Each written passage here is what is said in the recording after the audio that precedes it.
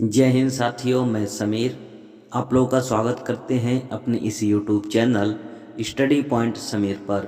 मेरे दोस्तों, आज है 9 जनवरी 2023 और आज के जितने भी महत्वपूर्ण करेंट अफेयर्स होंगे उन सभी करेंट अफेयर्स को हम इस वीडियो में कवर कराने की कोशिश करेंगे। मेरे दोस्तों, करंट अफेयर्स का वीडियो अपलोड करने में लेट हो जा रहा है, इसके लिए हम आप सभी से क्षमा चाहेंगे। तो चलिए ज़्यादा देर न करके हम आज के टॉपिक की शुरुआत करते हैं।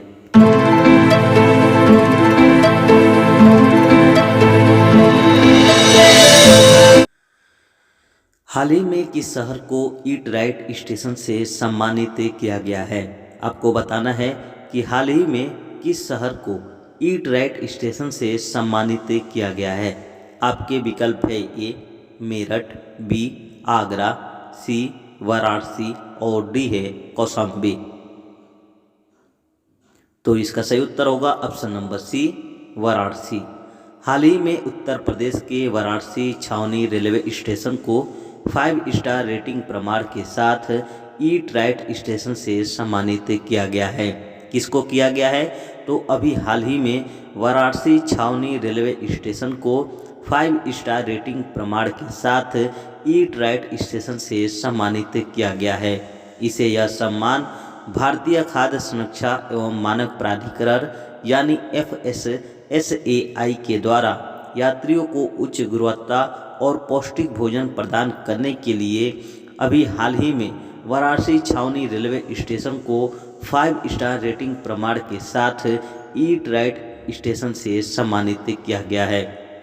अब की जानकारी के लिए बता दें कि इससे पहले यह सम्मान Anand Vihar terminal railway station Delhi, Chhatrapati Shivaji terminal Mumbai, Mumbai central railway station Mumbai, Vadodara railway station, Chandigarh railway station और भोपाल रेलवे स्टेशन को 5 स्टार रेटिंग प्रमाण के साथ सम्मानित किया गया है।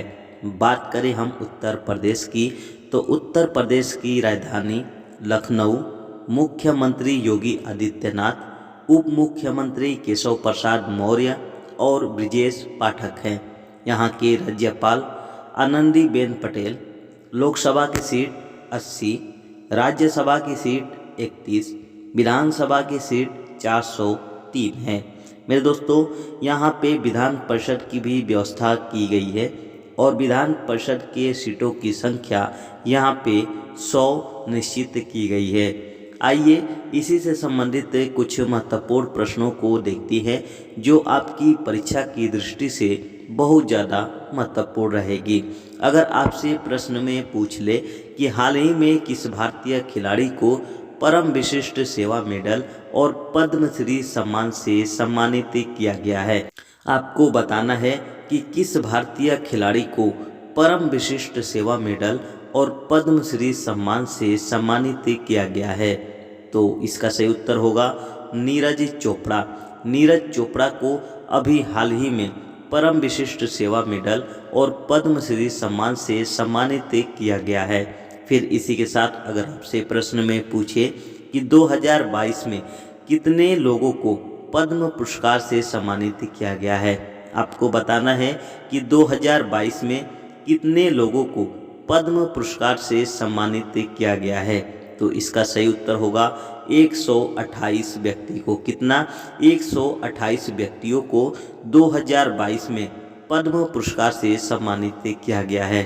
फिर इसी के साथ अगर आपसे प्रश्न में पूछे कि हाल ही में स्वच्छ सर्वेक्षण पुरस्कार 2022 में लगातार छठी बार किस शहर को भारत का सबसे स्वच्छ शहर घोषित किया गया है, आपको बताना है कि स्वच्छ सर्वेक्षण पुरस्कार 2022 में लगातार छठी बार किस शहर को भारत का सबसे स्वच्छ शहर घोषित किया गया है।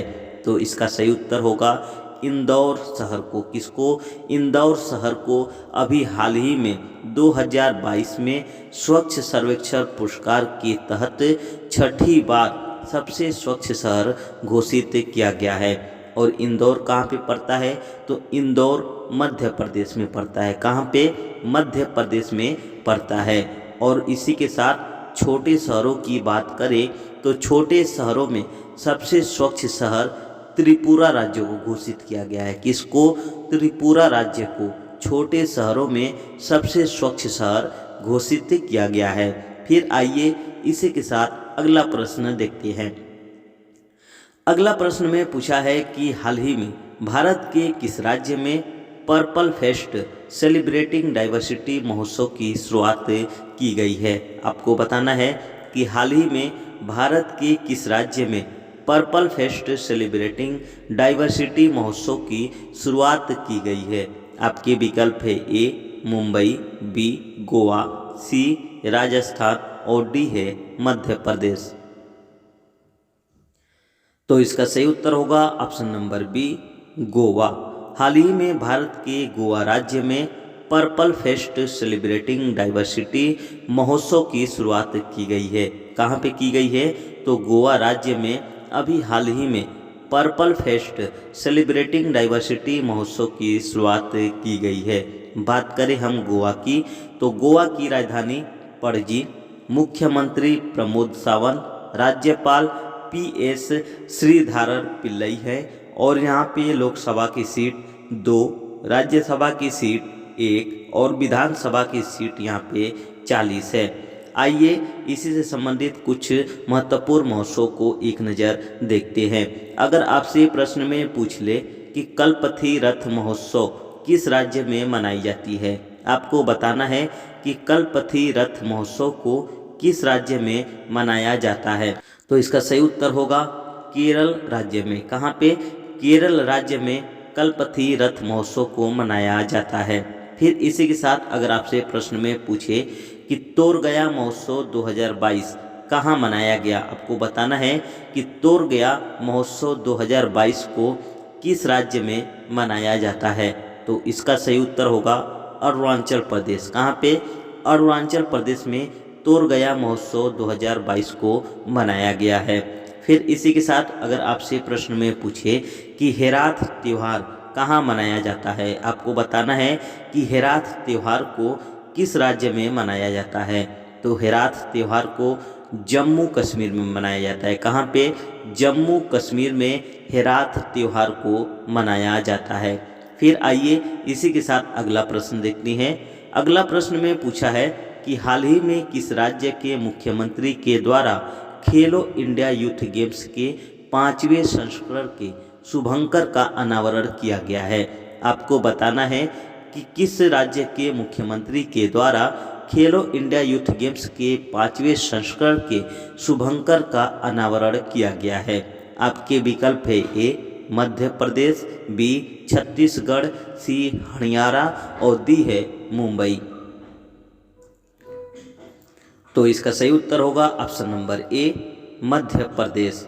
हाल ही में मध्य प्रदेश के मुख्यमंत्री के द्वारा खेलो इंडिया यूथ गेम्स के 5वें संस्करण के शुभंकर का अनावरण किया गया है।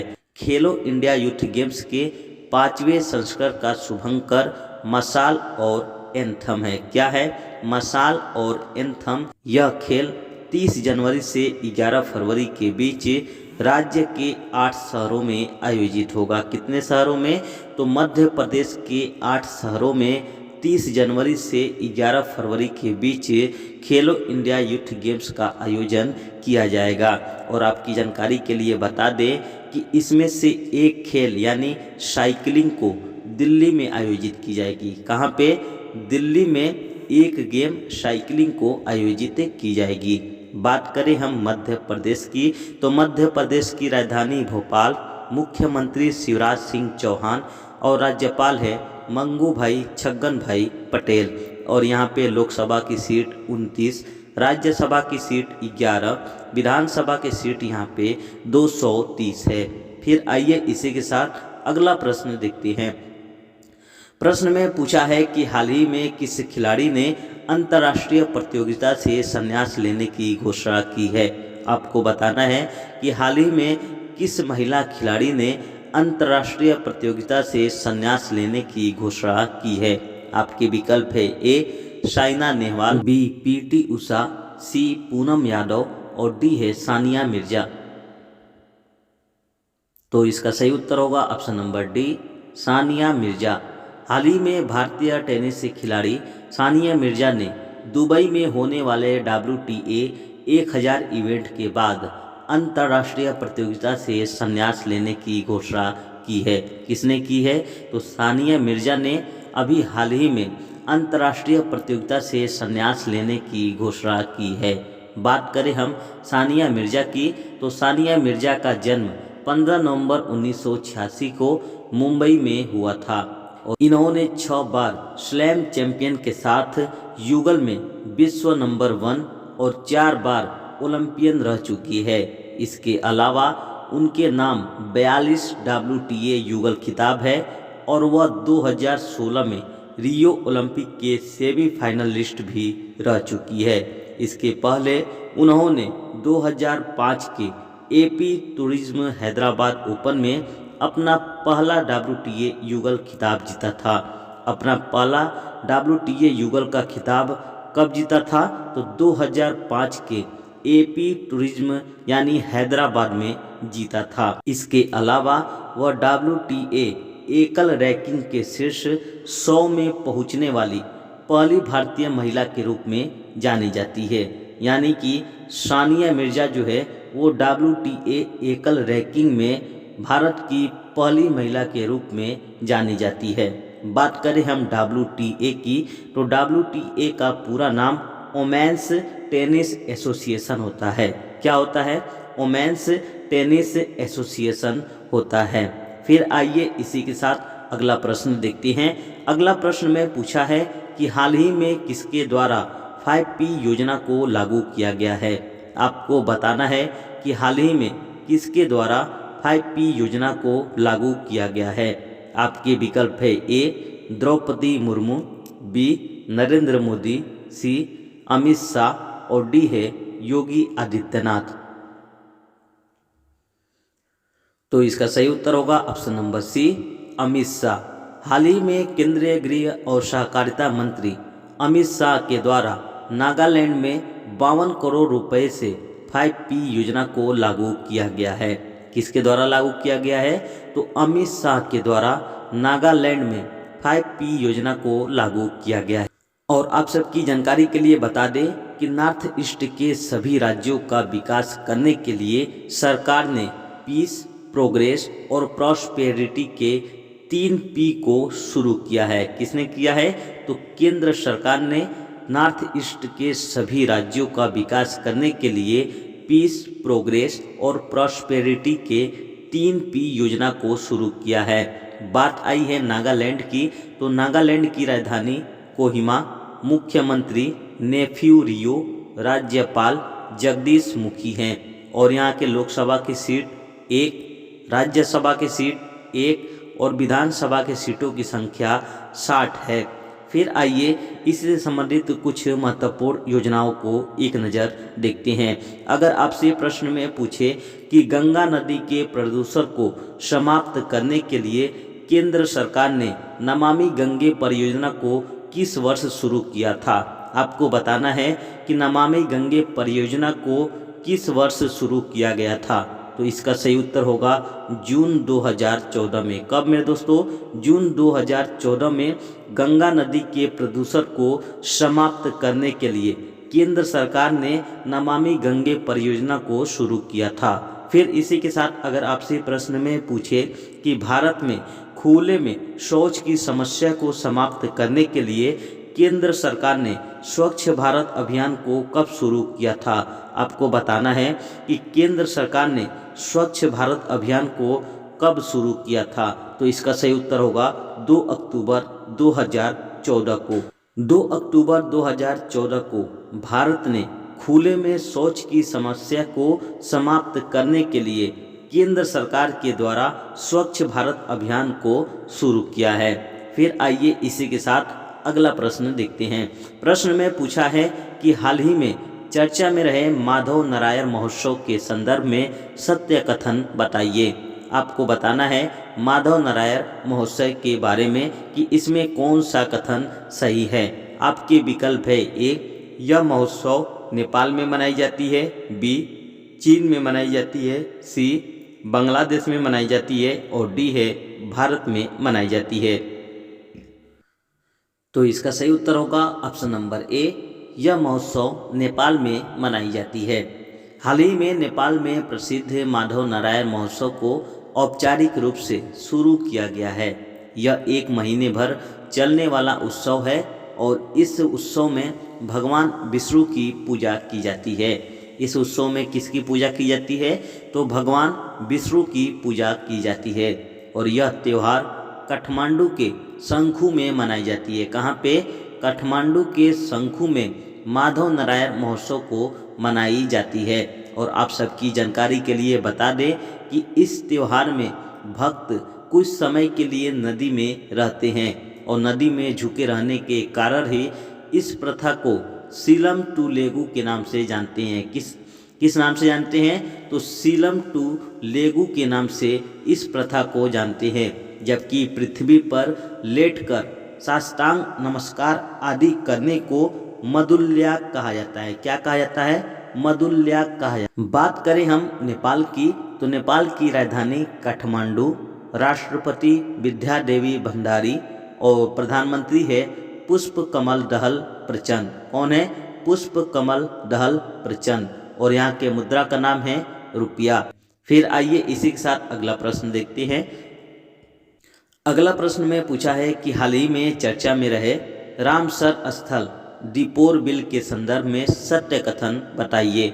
आपको बताना है रामसर स्थल दीपोर बिल के बारे में कि कौन सा कथन सत्य है। आपके विकल्प है ए, यह सिक्किम में है, बी मध्य प्रदेश में है, सी असम में है और डी है तमिलनाडु में है। तो इसका सही उत्तर होगा ऑप्शन नंबर सी, असम राज्य में स्थित है। हाल ही में गुवाहाटी वन्यजीव प्रभाग के द्वारा नवीनतम पक्षी की गणना की गई है। इस गणना के द्वारा असम के रामसर स्थल दीपोर बिल में पक्षियों की कुल 96 प्रजातियां पाई गई है। कितनी प्रजातियां पाई गई है?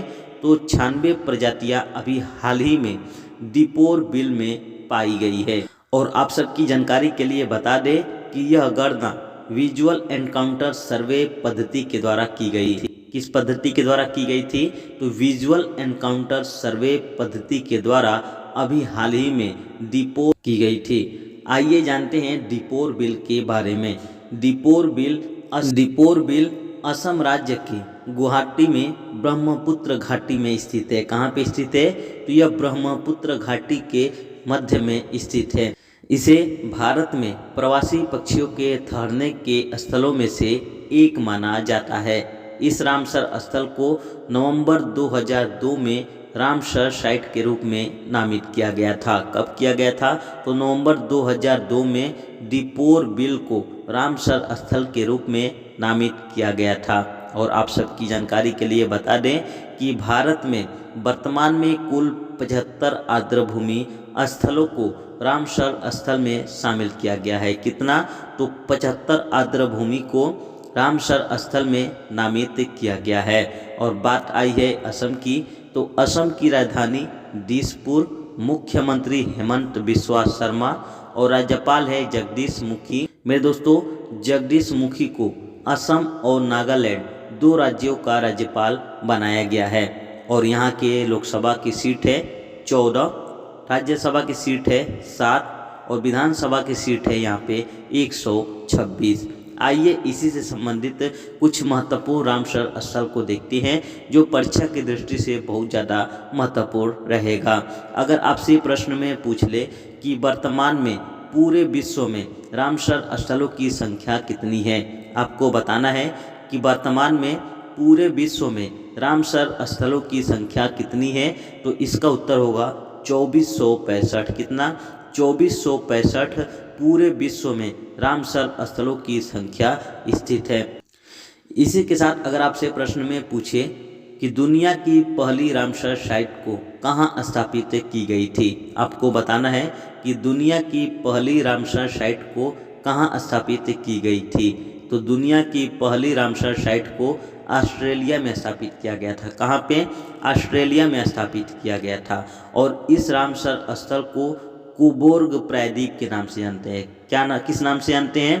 कोबोर्ग प्रायद्वीप के नाम से इस रामसर स्थल को जाना जाता है, जो दुनिया की पहली रामसर साइट के रूप में नामित किया गया था। और इसी के साथ अगर आपसे प्रश्न में पूछे कि भारत में वर्तमान में सबसे ज़्यादा रामसर स्थल किस राज्य में स्थित है, आपको बताना है कि भारत में वर्तमान में सबसे ज़्यादा रामसर स्थल किस राज्य में स्थित है। तो इसका सही उत्तर होगा तमिलनाडु में। कहाँ पे? तमिलनाडु राज्य में वर्तमान में सबसे ज़्यादा रामसर स्थल स्थित है। और यहाँ पे कुल 14 रामसर स्थलों को नामित किया गया है। कितना? कुल 14 रामसर स्थलों को नामित किया गया है। फिर आइए इसी के साथ इस वीडियो का आखिरी प्रश्न देखते हैं। प्रश्न में पूछा गया है कि हाल ही में चर्चा में रहे सेनकाकू द्वीप के संदर्भ में सत्य कथन बताइए। आपके विकल्प है A Australia, B Qatar, C Japan और डी है भारत। तो इसका सही उत्तर होगा ऑप्शन नंबर सी जापान। हाल ही में जापान ने सेनकाकू द्वीप समूह के पास जहाज और विमान के साथ गश्त बढ़ाने की तैयारी शुरू कर दी है। आपकी जानकारी के लिए बता दें कि वर्तमान में सेनकाकू द्वीप चीन, ताइवान और जापान देशों के बीच एक विवादित स्थल के रूप में बना हुआ है। और इस द्वीप पर तीनों देश अपना अपना आधिकारिक दावा जताते हैं।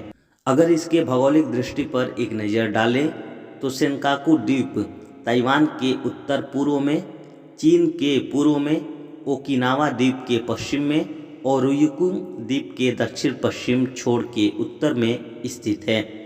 बात करें हम जापान की, तो जापान की राजधानी टोक्यो, प्रधानमंत्री फूमियो किशिदा और यहाँ पे मुद्रा के रूप में येन को चलाई जाती है। ये रहा आज का करेंट अफेयर्स। आप लोगों को ये वीडियो कैसा लगा, अपना अपना सुझाव अपने अपने कमेंट के माध्यम से दीजिएगा। तो आज के लिए बस इतना ही। फिर मिलेंगे हम लोग एक नई टॉपिक और एक नई वीडियो के साथ। तब तक आप मुझे आज्ञा दीजिए। जय हिंद, जय भारत।